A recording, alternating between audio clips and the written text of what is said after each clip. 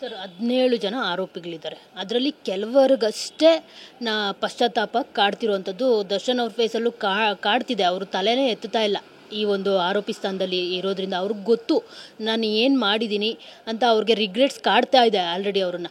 ಆದರೆ ಅದರಲ್ಲಿ ಕೆಲವೊಬ್ಬರಿಗೆ ನಾವು ಕೊಲೆ ಮಾಡಿದ್ದೀವಿ ಅನ್ನೋ ಕಿಂಚಿತ್ ಪಶ್ಚಾತ್ತಾಪನೂ ಕಾಣ್ತಾ ಇಲ್ಲ. ನೀವು ನೋಡ್ತಾ ಇರ್ಬೋದು, ನೋಡಿರ್ತೀರ ಅಂತ ಅನ್ಸುತ್ತೆ. ಪವಿತ್ರ ಗೌಡ ಅವರು ಮತ್ತು ಪವನ್ ಅವರು ಸ್ಮೈಲ್ ಮಾಡಿಕೊಂಡು ಮಹಾಜರಲ್ಲಿ ಭಾಗಿಯಾಗ್ತಾರೆ. ಅವ್ರ ಮನೆಯಲ್ಲಿ ಮಾಧ್ಯಮಗಳಿಗೆ ಮೂತಿ ತಿರುಗುತ್ತಾರೆ. ವ್ಯಂಗ್ಯವಾದ ನಗು ಏನು ಹೇಳ್ತಿದೆ ಸರ್ ಇದು ಸಮಾಜಕ್ಕೆ? ನೋಡಿ, ನೀವು ಯಾವ ಲೆವೆಲ್ಗೆ ನಿಮ್ಮನ್ನು ನೀವು ಅಡಾಪ್ಟ್ ಮಾಡ್ಕೊಂಬಿಟ್ಟಿದ್ದೀರ ನೋಡ್ಕೊಳ್ಳಿ.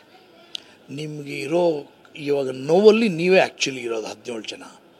ಆ 17 ಜನದಲ್ಲಿ ನೀವು ಇದನ್ನೇ ಖುಷಿ ಥರ ಅಂದ್ಕೊಂಬಿಟ್ರೆ ಪ್ರಪಂಚಕ್ಕೆ ಏನು ಸಂದೇಶ ಕೊಡೋಕ್ಕೆ ಹೋಗ್ತೀರಾ ನೀವು? ಇದು ನಾವು ಪರ್ಮನೆಂಟಾಗಿ ಮಾಡ್ಕೊಂಡಿರ್ತೀವಿ ಅಂತ ಆಸೆನಾ ನಿಮಗೆ? ಇಲ್ಲ ಏನು? ಆಮೇಲೆ ನಿಮಗೆ ಅನ್ನಿಸ್ಬಾರ್ದಾ? ನಿಮ್ಮ ಮನೇಲಿ ನಿಮ್ಮ ಅಪ್ಪ ಅಮ್ಮಂಗೆ ಏನು ಅನಿಸಲ್ವಾ? ಆವಾಗಲಿ ನಿಮ್ಗೆ ಮದುವೆ ಆಗಿದ್ದರೆ ನಿಮ್ಮ ಹೆಂಡ್ತಿದು ಮಕ್ಕಳಿದ್ರೆ ಅವ್ರಿಗೇನು ಪೇಯ್ನ್ ಆಗಲ್ವಾ? ನಮ್ಮ ಯಜಮಾನ ಮತ್ತು ನನ್ನ ತಂದೆನೋ ಇದು ಈ ಥರ ಒಂದು ಮರ್ಡರ್ ಕೇಸಲ್ಲಿ ಸಿಗಾಕೊಂಡಿದ್ದಾನೆ ಅಂದರೆ ನಿಮ್ಗೇನು ಅನಿಸೋದೇ ಇಲ್ಲ. ಆಮೇಲೆ ಇನ್ನೊಂದು 100% ತಾವು ಹೇಳ್ತಾ ಇರೋ ಥರ ಇವತ್ತು ನಗು ಅಂತ ಅನಿಸ್ತಿದೆಯಲ್ಲ, ಅದು ನನಗೆ ತಿಳಿದಂಗೆ ಕ್ಷಣಿಕ. ನೀವು ಒಂದು ಸಾರಿ ತೀರ್ಪು ಬಂದಮೇಲೆ ತುಂಬ ನೊಂದ್ಕೊಂಡ್ಬಿಡ್ತೀರಾ. ನೀವು ಪೊಲೀಸ್ ಕಸ್ಟಡಿ ಇದರಲ್ಲಿರ್ಬೇಕಾದ್ರೆ ಸ್ವಲ್ಪ ಇದಾಗುತ್ತೆ. ಜುಡಿಷಿಯಲ್ ಕಸ್ಟಡಿಗೆ ಹೋಗಿ ಅದಾದಮೇಲೆ ಜೈಲಿಗೆ ಹೋದಾಗಂತೂ ಅಲ್ಲಿ ನೀವು ಅಂದ್ಕೊಂಡಷ್ಟು ಸುಖ ಅಲ್ಲ. ನಿಮ್ಮನ್ನು ಬೆಳಗ್ಗೆ 6 ಗಂಟೆಗೆ ಬಾಗಿಲು ತೆಗೆದುಬಿಟ್ಟು ಮತ್ತೆ 6 ಗಂಟೆಗೆ ಬಂದ್ ಮಾಡಿಬಿಟ್ಟ ಮೇಲೆ ನಿಮಗೆ ಗೇಟ್ ಕೂಡ ಯಾರು ತೆಗಿಯಲ್ಲ. ನೀವು ಒಂದು ಕೊಠಡಿಲೊಳಗೆ ಬಂದಾಗ್ಬಿಟ್ರೆ ನೀವು ಪಡೋ ಹಿಂಸೆ ಇದೆಯಲ್ಲ, ಅಷ್ಟಿಷ್ಟಲ್ಲ ಅದು.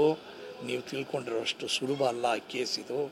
ದಯವಿಟ್ಟು ಯಾರು ನೀವುಗಳು ಫೀಲ್ ಮಾಡಿದ ನಿಮ್ಮ ಕ್ರೂರಿತನ ಇದರಲ್ಲಿ ತೋರ್ಸೋಕ್ಕೆ ಹೋಗಬೇಡಿ. ಆಮೇಲೆ ಮಾಧ್ಯಮದವರು ಇವತ್ತು ಹೆಂಗಾಗಿದೆ ಅಂದರೆ, ನೀವು ಏನೇ ಮಾಡಿ ಮೀಡಿಯಾ ಬಂದು ಒಂದು ಚಿಕ್ಕ ನಿಮ್ಮದು ಸ್ಮೈಲ್, ನಾವೇನು ಹೇಳ್ತೀವಿ ಕ್ಯಾಮ್ರಾ ಇದೆಯಲ್ಲ ತುಂಬ ಸೆನ್ಸಿಟಿವ್. ಎಷ್ಟು ಸೆನ್ಸಿಟಿವ್ ಅಂದರೆ ಕ್ಯಾಮ್ರಾ ಅಷ್ಟು ಸೆನ್ಸಿಟಿವ್. ನಾವೇನೋ ಒಂದು ಚಿಕ್ಕ ನಗು ಆಗಲಿ, ಒಂದು ಅಳು ಆಗಲಿ, ಒಂದು ಫೀಲಿಂಗ್ ಆಗಲಿ, ಅದು ಸೆರೆ ಹಿಡಿದ್ಬಿಡುತ್ತೆ. ಅದು ಆಮೇಲೆ ಶಾಶ್ವತವಾಗಿ ಉಳ್ಕೊಂಬಿಡುತ್ತೆ. ಈ ಕ್ಯಾಮ್ರಾನೇ ಆ ಥರ. ದಯವಿಟ್ಟು ಈ ಥರದಕ್ಕೆಲ್ಲ ಸಿಗಾಕೋಬೇಡಿ. ಆಮೇಲೆ ಎಲ್ಲೂ ಅಸಹ್ಯವಾಗಿ ವರ್ತಿಸ್ಬೇಡಿ, ಮಾತಾಡಬೇಡಿ. ಅಭಿಮಾನಿಗಳಲ್ಲೂ ಕೇಳ್ಕೊಳ್ತೀನಿ. ಈಗ ತಾವು 2 ಹೆಸರು ಹೇಳಿದ್ರೆ ನಂಗೆ ಅದು ನೋಡಿಲ್ಲ ನಾನು. ಬಟ್ ಸ್ಟಿಲ್ ಇಫ್ ಅದು ಟ್ರೂತೇ ಆದರೆ ಮಾತ್ರ ತುಂಬ ನೊಂದ್ಕೊಂಡ್ಬಿಡ್ತಾರೆ. ಆಮೇಲೆ ಜನನೂ, ನಾನು ಹೇಳಿದ್ನಲ್ಲ ನಿಮಗೆ, ನೀವು ಏನು ಅಭಿಮಾನಿಗಳಿದ್ದೀರೋ ನಿಮಗೆ ಸಂತೋಷ ಸಿಗ್ಬೋದು. ಈ ಮಿಡ್ಲಲ್ಲಿ ಇರ್ತಾರೆ, ಸಂಬಂಧ ಇಲ್ಲದೆ ಇರೋದು, ಅಯ್ಯೋ ಏನೋ ಆಗೋಗಿದೆ, ಏನು ಅಂತ ಗೊತ್ತಿಲ್ಲವಲ್ಲಪ್ಪ ತಿಳ್ಕೊಳ್ಳೋಣ ಅಂತ ನೀವು ವರ್ತಿಸೋದ್ರಿಂದ ಅವರೂ ನಿಮ್ಮ ಮೇಲೆ ಆಪಾದನೆ ಮಾಡೋ ಥರ ಆಗುತ್ತೆ. ಆಮೇಲೆ ಜನಗಳ ದೃಷ್ಟಿಯಲ್ಲಿ ಕೆಟ್ಟೋರಾದಮೇಲೆ ಏನು ಸಂಪಾದನೆ ಮಾಡಿದ್ರೇನು, ಎಷ್ಟು ಕೀರ್ತಿ ಬಂದ್ರೇನು, ಜನಗಳ ದೃಷ್ಟಿನಲ್ಲಿ ಅದು ನಾವು ಯಾಕೆ ಅಂದರೆ ಸಿನಿಮಾ ರಂಗದಲ್ಲಿದ್ದೀವಿ, ರಾಜಕೀಯ ರಂಗದಲ್ಲಿ ಇರಬೇಕಾದ್ರೆ ಆಮೇಲೆ ಪ್ರತಿಯೊಂದರಲ್ಲೂ ನಾವು ಪಬ್ಲಿಕ್ನಲ್ಲೇ ಇರ್ತೀವಿ. ಅಣ್ಣವ್ರು ಹೇಳ್ತಾಯಿದ್ರು, ಯಾವುದೋ ಒಂದು ಜನ್ಮದ ತಪಸ್ಸಂತೆ ಒಂದು 10 ಜನ ನಮ್ಮನ್ನು ಮೆಚ್ಕೊಂಡು ಕೈ ತಟ್ಟೋದು, ಅದು ಎಲ್ರಿಗೂ ಸಿಕ್ಕಲ್ಲ. ಅದು ಇಬ್ಬರಿಗೆ ಮಾತ್ರ ಜಾಸ್ತಿ ಸಿಗತ್ತೆ. ಒಂದು ರಾಜಕೀಯದವ್ರಿಗೆ ಮತ್ತು ಸಿನಿಮಾ ರಂಗದವ್ರಿಗೆ. ಯಾರಾದರೂ ಒಬ್ಬರು ಚಪ್ಪಾಳೆ ತಡ್ತಾರೆ ಅಂದರೆ ಯಾವುದೋ ತಪಸ್ಸು ಮಾಡಿರ್ತೀವಂತೆ.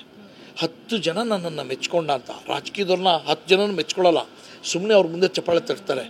ಬಟ್ ಒಳಗಡೆ ಬೈತಾ ಇರ್ತಾರೆ, ಅಯ್ಯೋ ಕಳ್ಳ ಇವನು ದುಡ್ಡು ಮಾಡಿರ್ತಾನೆ ಅಂತ.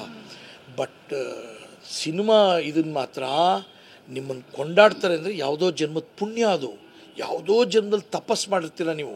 ಆಮೇಲೆ ನಿಮ್ಮ ಶ್ರಮಕ್ಕೆ ಅಷ್ಟು ಜನ ನಿಮ್ಮ ಹಿಂದೆ ಇದ್ದಾರೆ ಇವತ್ತು ಅಂದರೆ ನಮ್ಮ ಕಣ್ಣಲ್ಲಿ ನೀರು ಬರುತ್ತೆ. ಇಷ್ಟು ಜನ ಹಿಂಗೆ ಉಳಿಸ್ಕೊಳ್ತೀರಾ ನೀವು? ಇವಾಗ ನಿಮ್ಮ ಕೈಲೇ ಇರೋದು. ದರ್ಶನ್ ಆ ಟೀಮ್ ಏನಿದೆಯೋ, ಆಮೇಲೆ ದರ್ಶನ್ ಅಭಿಮಾನಿಗಳು ನಿಮ್ಮ ಕೈಲೇ ಇರೋದು. ಇಷ್ಟು ಜನ ಸಮೂಹನ ಉಳಿಸ್ಕೊಳ್ಳೋದು. ಮತ್ತು ನಿಮ್ಮ ಇದು ಇವತ್ತಲ್ಲ ನಾಳೆ 10 ವರ್ಷ ಆಗ್ಬೋದು, 15 ವರ್ಷ ಆಗ್ಬೋದು, 6 ವರ್ಷ ಆಗ್ಬೋದು, 3 ವರ್ಷ ಆಗ್ಬೋದು, 4 ತಿಂಗಳಾಗ್ಬೋದು, ಆಚೆ ಬಂದೇ ಬರ್ತಾರೆ. ಆವಾಗ ಅಷ್ಟು ಜನ ಫೇಸ್ ಮಾಡೋ ತಾಕತ್ತಿರಬೇಕು.